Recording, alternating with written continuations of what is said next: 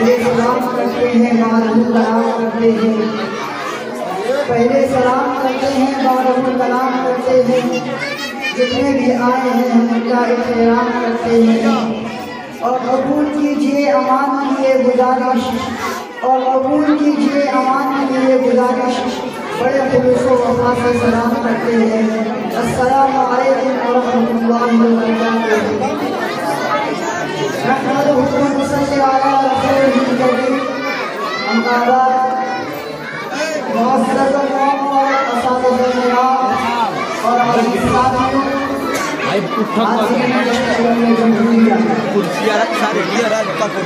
देने वफा का दर्स बड़ी धूमधाम से, देने वफा का दर्स बड़ी धूमधाम से।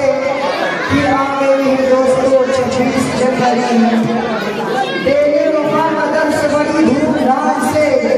फिर आ गई दोस्तों 26 जनवरी।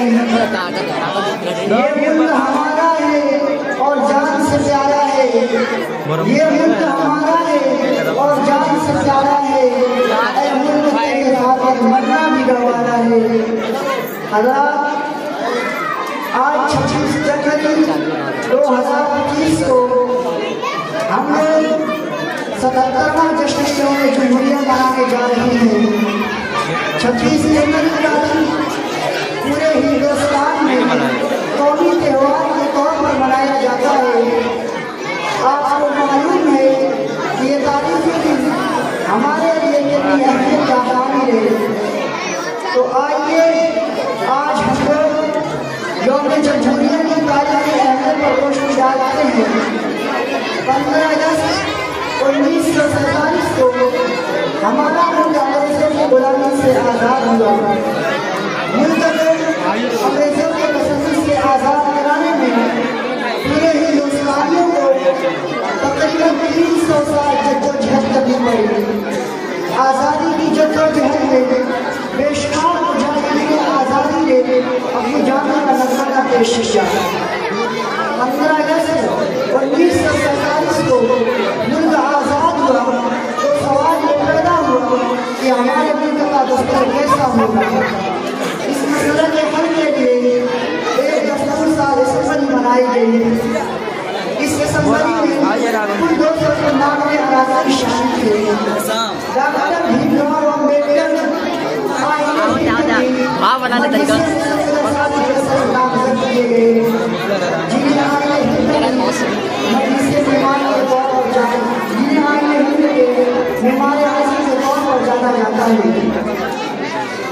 दस्तूर साल असम्बली ने 26 नवंबर 1949 को आईने हिंद को खत्मी सूरत दी।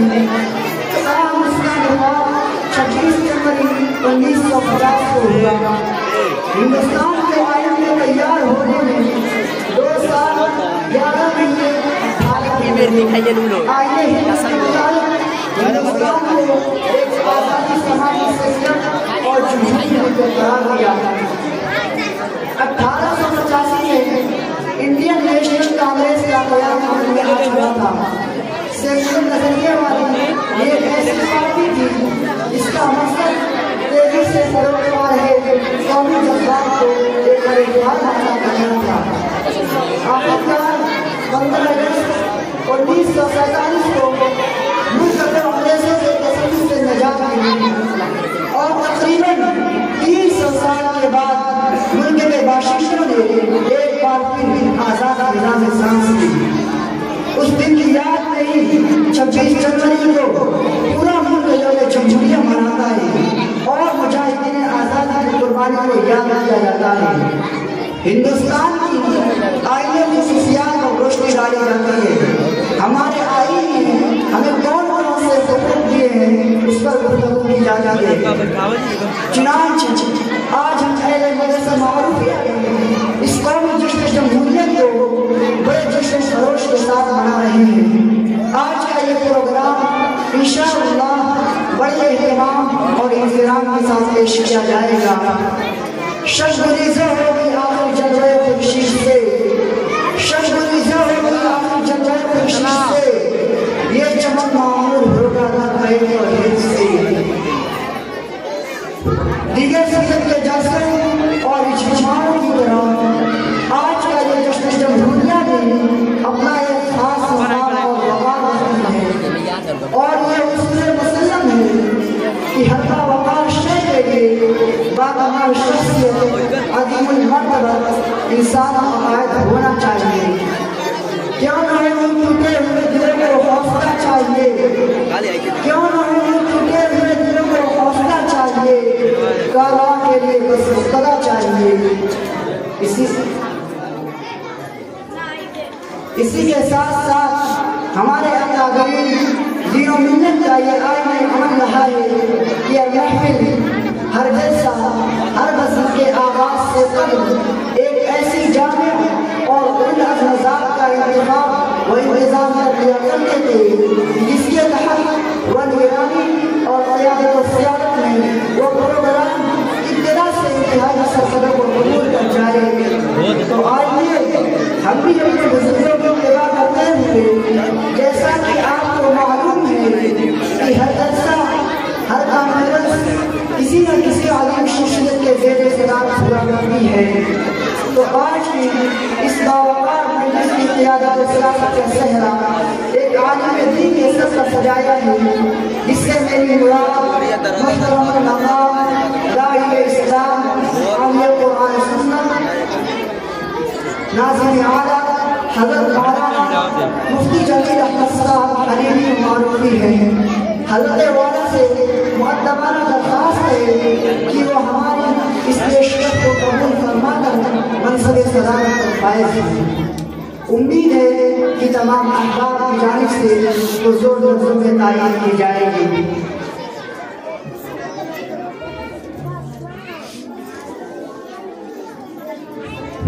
अस्सलामु अलैकुम वरहमतुल्लाहि वबरकातुहू।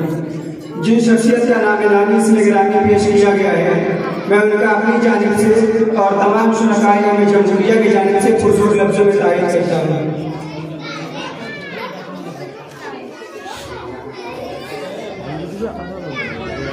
अक़ीदत नाज़ करती है, मोहब्बत नाज़ करती है, अक़ीदत नाज़ करती है, मोहब्बत नाज़ करती है। मैं जब कुरान पढ़ता हूँ तिलावत नाज़ करती है। और यूँ तो सदारत के बहुत से नाम आए थे लेकिन, और यूँ तो सदारत के बहुत से नाम आए थे लेकिन, मगर मौलाना मुफ्ती जमील साहब सदारत नाज़ करती है, मगर मौलाना मुफ्ती जमील साहब सदारत नाज़ करती है। तो आइए अब हम इस महफिल का आगाज़ कुरान करीम की मुक़द्दस तिलावत से करेंगे। जी हाँ, वो कुरान करीम कि जिसने सिर्फ 23 वर्ष की कलील मुद्दत में पूरे आलम में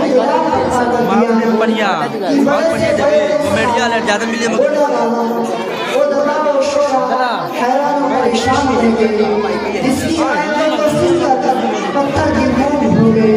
तो आइए उसी कुरान अज़ीम की तिलावत के लिए मेरी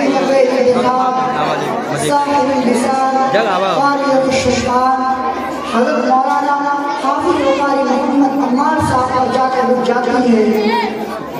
इस वक्त मैं हज़रत क़ारी साहब से दरख्वास्त करता हूँ कि हज़रत क़ारी साहब तशरीफ़ लाएँ और तिलावत कलाम से खूबसूरत महफिल का खूबसूरत आगाज़ करें।